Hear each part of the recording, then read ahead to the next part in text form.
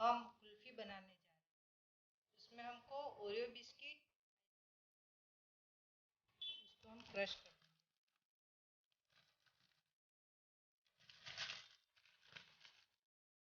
Biscuit को crush कर लिया। अब हम इसमें आइसक्रीम डालेंगे।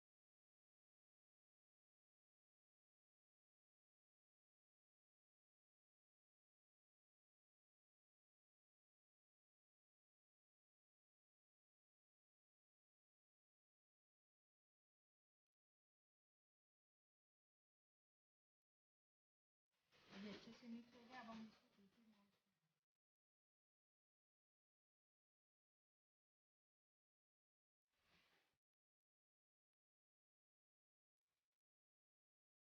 में सारे हम सारी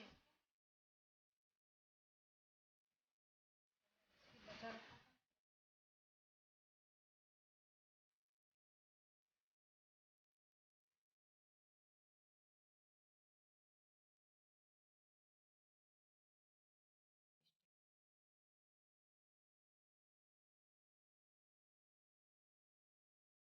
तो हमने सब में स्टिक डाल दिए। अब हम इसको फ्रिज में 7 से 8 घंटे तक, जब तक ये नहीं जमे।